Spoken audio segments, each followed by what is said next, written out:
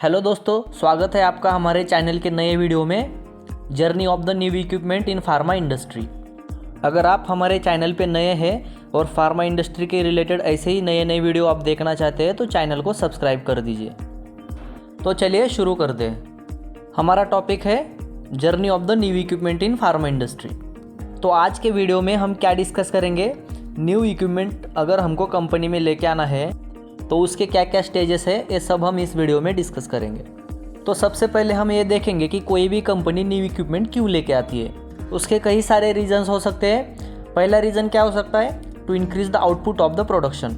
Second reason, replacement of existing equipment. और third reason क्या हो सकता है, न्यू रिक्वायरमेंट, मतलब कोई नया प्रोडक्ट आया है और उस प्रोडक्ट को मैन्युफैक्चर करने के लिए उस स्पेसिफिक न्यू इक्विपमेंट की ज़रूरत है, तो वो टाइम पे भी कोई भी कंपनी नया इक्विपमेंट लेके आती है।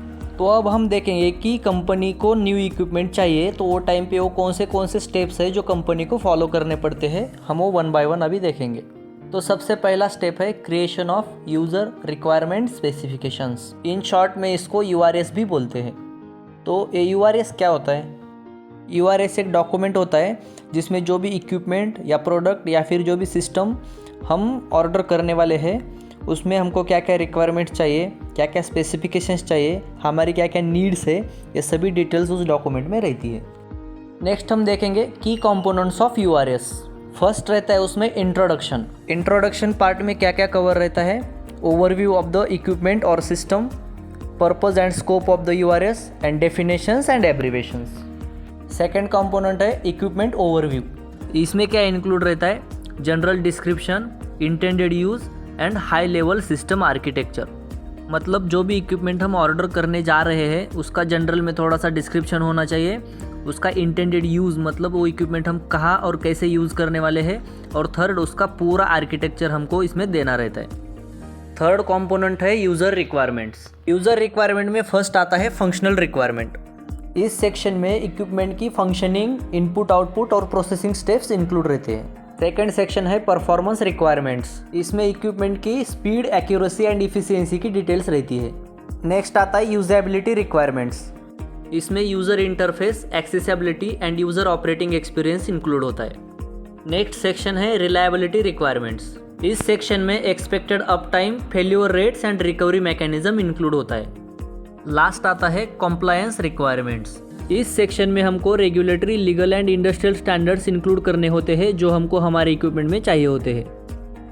नेक्स्ट नंबर 4 कंपोनेंट है डिज़ाइन एंड इंटरफेस रिक्वायरमेंट्स। इसमें क्या क्या आता है, user interface, equipment design, other system integration, data handling and storage requirements.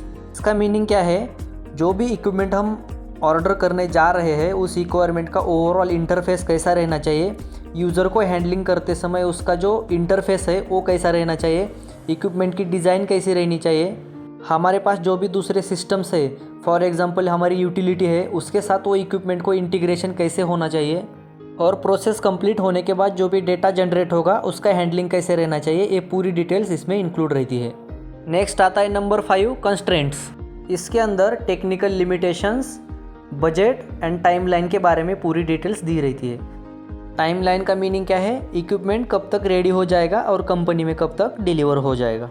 Next number 6 assumptions and dependencies. इसके अंदर assumptions made during specification process and dependencies of the equipment on other systems like utility, इस तरह की details include रहती है। Next number 7 acceptance criteria. Acceptance criteria मतलब final acceptance criteria of the equipment so that the user shall accept the final design of the equipment. Next number 8 component है appendices. इसके under supporting documents, diagrams and additional notes include होते हैं जो भी हमको requirement के हिसाब से हमने यूआरएस में प्रोवाइड करने हैं। ये थे पूरे यूआरएस के components, introduction, system overview, user requirements, design and interface, constraints, assumptions and dependencies, acceptance criteria and appendices. Next हम देखेंगे purpose of URS. First one है developer guide. It provides clear road map to developers and engineers to develop the equipment that meet user requirements. मतलब हमारे equipment जहाँ कहीं भी manufacture हो रहा है वहाँ पे डेवलपर्स और इंजीनियर्स को यूआरएस एक गाइड की तरह काम करता है। सेकेंड वन है communication. URS act as a communication tool between stakeholders to ensure everyone has shared the goal of project. इसका मतलब जहाँ पे हमारा इक्विपमेंट डेवलप हो रहा है वहाँ पे जो कंपनी के एम्प्लॉयज़ इक्विपमेंट डेवलपमेंट प्रोसेस में इन्वॉल्व है उन सबको कम्युनिकेशन देने का काम URS करता है। और जो कम्युनिकेशन वो क्या है, जो हमको फाइनल इक्विपमेंट चाहिए वो हमारा कम्युनिकेशन का या URS का गोल रहेगा। थर्ड है testing base. URS act as a reference for creating test cases and acceptance tests to validate equipment performance and functionality. इसका मतलब इक्विपमेंट डेवलप करते समय उस इक्विपमेंट के परफॉर्मेंस को और फंक्शनैलिटी को वैलिडेट करने के लिए जो भी चैलेंज टेस्ट लेने पड़ेंगे उसका रेफरेंस डेवलपर्स और सर्विस इंजीनियर्स URS से लेते हैं। Next one, project management.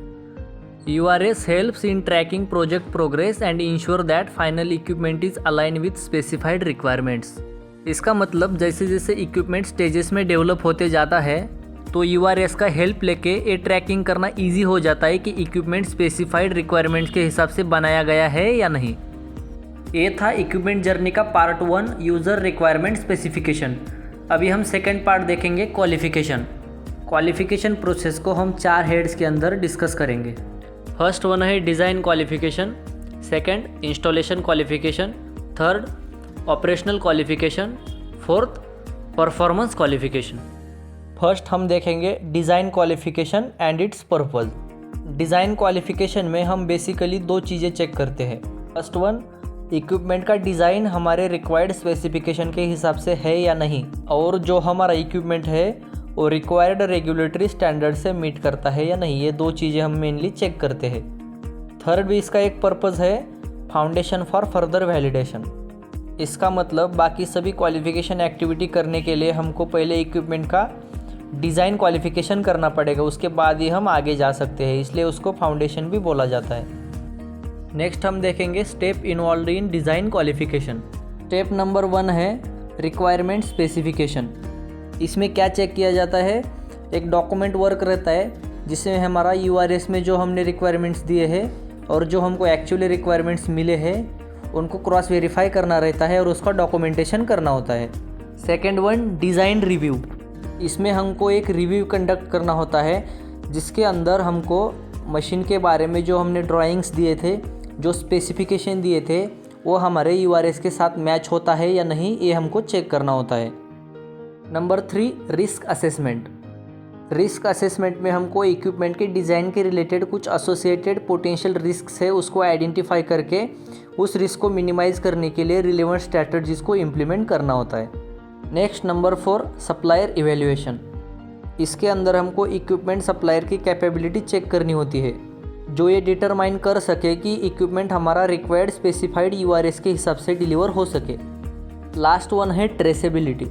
इसमें हम इंश्योर करते हैं कि फाइनल इक्विपमेंट URS के स्पेसिफिकेशन एंड डिज़ाइन मैच कर रहा है कि नहीं कर रहा है। लास्ट हम देखेंगे डिज़ाइन क्वालिफिकेशन के documents. Number 1, design qualification protocol.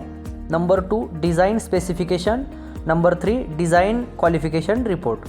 तो ये था क्वालिफिकेशन एक्टिविटी का first step, design qualification. Qualification का सेकंड स्टेज है इंस्टॉलेशन क्वालिफिकेशन। इंस्टॉलेशन क्वालिफिकेशन में हमको 2 एक्टिविटीज़ करनी रहती है। फर्स्ट वन है वेरिफिकेशन। IQ में हमको इक्विपमेंट और जो हमारा सिस्टम है वो हमारे जो प्री डिफाइंड स्पेसिफिकेशंस है जिसमें ड्राइंग्स आते हैं, मैनुअल्स आते हैं और जो भी हमारे इंस्टॉलेशन इंस्ट्रक्शन थे उसके हिसाब से इक्विपमेंट इंस्टॉल हुआ है या नहीं, ये हमको वेरीफाई करना होता है। सेकेंड थिंग आता है डॉक्यूमेंटेशन। डॉक्यूमेंटेशन पार्ट में हमको इंश्योर करना होता है कि जो हमारे कंपोनेंट्स है, पार्ट्स है और मटेरियल्स है वो as per designed specification install हो गए कि नहीं, और जो हमारा इक्विपमेंट है वो इक्विपमेंट हमारे प्रोसेस एरिया के एनवायरनमेंट में ऑपरेशन करने के लिए सूटेबल है कि नहीं, इसका डॉक्यूमेंटेशन हमको करना होता है। नेक्स्ट हम देखेंगे की components of installation qualification. First है डॉक्यूमेंटेशन रिव्यू। इसमें हमको इक्विपमेंट के manuals, design specification and wiring diagrams को और उसके साथ जो वेंडर ने कुछ डॉक्यूमेंट सप्लाई किए हैं उस डॉक्यूमेंट्स को रिव्यू करना होता है। सेकंड कंपोनेंट है इंस्पेक्शन। इंस्पेक्शन में हमको इक्विपमेंट हमारा as per specification and design layout के हिसाब से इंस्टॉल हुआ है कि नहीं, ये चेक करके कंफर्म करना होता है।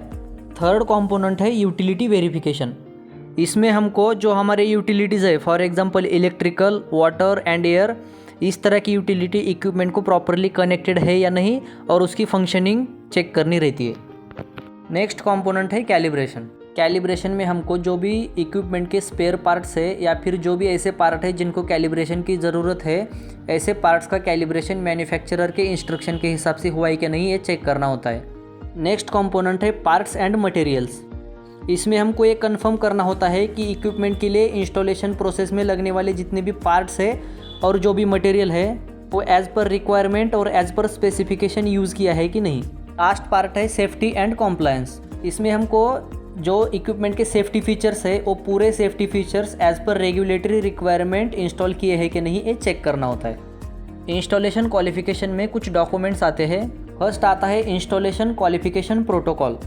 उस प्रोटोकॉल में जो भी इंस्टॉलेशन क्वालिफिकेशन की पूरी डिटेल्स है उसको एक अच्छी तरह से आउटलाइन किया होता है। जो भी टास्क्स है, जो भी टेस्ट्स है, जो भी चेक पॉइंट्स है, उन सब का एक्सेप्टेंस क्राइटेरिया और वेरिफिकेशन के लिए पैरामीटर्स की रेंज उसमें अवेलेबल रहती है। सेकेंड डॉक्यूमेंट आता है qualification report. Installation qualification complete होने के बाद जो भी हमारी फाइंडिंग्स है उन सब की एक समरी बना के पूरे रिजल्ट्स को, कुछ डेविएशंस है तो उस डेविएशन को एड्रेस करके और उस डेविएशन को एड्रेस करने के बाद जो भी करेक्टिव एक्शंस लिए गए हैं उन सब का एक फाइनल रिपोर्ट बनाना पड़ता है। अभी तक हमने क्वालिफिकेशन एक्टिविटी की 2 इंपॉर्टेंट स्टेजेस देखे हैं। First one design qualification and second one installation qualification. अभी हम थर्ड स्टेप की तरफ बढ़ रहे हैं। थर्ड स्टेप है हमारा ऑपरेशनल क्वालिफिकेशन। ऑपरेशनल क्वालिफिकेशन में हमको हमारा इक्विपमेंट और सिस्टम जो भी इंस्टॉल हो गया है वो एज़ पर स्पेसिफाइड रिजल्ट्स और ऑपरेटिंग रेंज में काम कर रहा है कि नहीं, वो चेक करना होता है। ऑपरेशनल क्वालिफिकेशन में फर्स्ट स्टेज है development of qualification protocol. Qualification protocol में जो भी हमको टेस्ट परफॉर्म करने हैं उस टेस्ट का एक्सेप्टेंस क्राइटेरिया, रिस्पॉन्सिबिलिटी एंड पूरी प्रोसीजर्स इंक्लूड करनी रहती है। सेकंड स्टेप है equipment verification. Equipment verification stage में हमको ये इंश्योर करना होता है कि इंस्टॉलेशन के टाइम पूरा इक्विपमेंट प्रॉपरली इंस्टॉल हो गया है।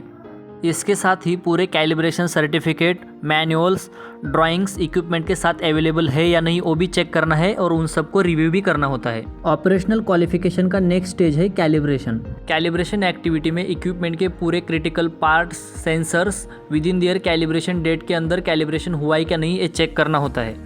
और कैलिब्रेशन के लिए जो रेफरेंस स्टैंडर्ड हम यूज़ कर रहे हैं वो नेशनल और इंटरनेशनल लेवल के होने चाहिए। नेक्स्ट फोर्थ स्टेज है एग्जीक्यूशन ऑफ OQ टेस्ट्स। हमारा equipment according to specified operating range के हिसाब से काम कर रहा है कि नहीं कर रहा है, ये चेक करने के लिए हम क्रिटिकल प्रोसेस पैरामीटर्स को चैलेंज करते हैं, जैसे कि टेम्परेचर, प्रेशर एंड RPM। ये क्रिटिकल प्रोसेस पैरामीटर्स इक्विपमेंट के हिसाब से अलग अलग भी हो सकते हैं। नेक्स्ट स्टेप है data recording and report generation. Data recording में जो भी हमने OQ के टेस्ट किए उस सब का डाटा हमको एक्यूरेटली रिकॉर्ड करना रहता है। उसके साथ ही जो भी रिजल्ट्स हमको मिले हैं वो सभी रिजल्ट्स को प्रोटोकॉल में दिए हुए एक्सेप्टेंस क्राइटेरिया के साथ कंपेयर करना होता है। ये सभी एक्टिविटी होने के बाद जो भी डाटा रिजल्ट्स हमारे पास है उस सबको एक रिपोर्ट में कंपाइल करना होता है और फाइनल रिपोर्ट का कंक्लूजन हमको निकालना होता है कि हमारा equipment with in operating range काम कर रहा है या नहीं। इन दिस वे हमारा क्वालिफिकेशन का थर्ड स्टेज कंप्लीट हो जाता है, ऑपरेशनल क्वालिफिकेशन। अभी हम फोर्थ और लास्ट स्टेज देखेंगे, परफॉर्मेंस क्वालिफिकेशन। परफॉर्मेंस क्वालिफिकेशन एक वैलिडेशन प्रोसेस का सबसे क्रिटिकल स्टेज माना जाता है। इस स्टेज में हमको चेक करना होता है कि हमारा इक्विपमेंट और सिस्टम जो है वो कंसिस्टेंटली हमारे जो स्पेसिफिकेशन रेंज है उसके हिसाब से उसका रिजल्ट्स प्रोवाइड कर रहा है या नहीं, और ये रिजल्ट प्रोड्यूस करने के लिए उस इक्विपमेंट को रियल वर्ल्ड कंडीशंस में ऑपरेट करना होता है। परफॉर्मेंस क्वालिफिकेशन में टोटल 4 चीज़ें इंश्योर की जाती है। फर्स्ट है system and equipment functions correctly. In this step हम इंश्योर करते हैं कि हमारा इक्विपमेंट कंसिस्टेंट रिजल्ट डिलीवर कर रहा है। सेकंड है compliance with specifications. In this stage हम वेरीफाई करते हैं कि हमारा जो इक्विपमेंट है वो इक्विपमेंट हमारी pre defined performance criteria including quality of output, operational efficiency को मीट कर रहा है या नहीं कर रहा है। थर्ड है consistency and reliability. In this stage हम इंश्योर करते हैं कि हमारा इक्विपमेंट जो हम प्रोसीजर और प्रोसेस उसमें कर रहे हैं उससे अंडर हमको कंसिस्टेंट रिजल्ट मिल रहे हैं at any time under normal operating conditions. Number 4 है regulatory requirements. After performance qualification हमको रेगुलेटरी बॉडी को कॉम्प्लायंस डेमोन्स्ट्रेट करने के लिए ईजी हो जाता है। जो भी रिजल्ट्स और रिपोर्ट हमने क्वालिफिकेशन एक्टिविटी कंप्लीट होने के बाद प्रिपेयर किए हैं, इन सभी रिपोर्ट और रिजल्ट्स को रेगुलेटरी अथॉरिटी के सामने एज अ कॉम्प्लायंस हम डेमोन्स्ट्रेट कर सकते हैं। तो दोस्तों, ये थी न्यू इक्विपमेंट की जर्नी। सबसे पहले URS, उसके बाद क्वालिफिकेशन के 4 stages, design qualification, installation qualification, operational qualification and performance qualification. और ये सब क्वालिफिकेशन एक्टिविटी कंप्लीट होने के बाद हम इक्विपमेंट को कमर्शियल यूज़ के लिए ले सकते हैं। आई होप कि ये इक्विपमेंट की जर्नी का वीडियो आपको अच्छे से समझ में आया होगा। तो दोस्तों, वीडियो अच्छी लगी हो तो लाइक, कमेंट और शेयर ज़रूर करना और चैनल को सब्सक्राइब करना मत भूलना। मिलते हैं हमारे चैनल के अगले वीडियो में।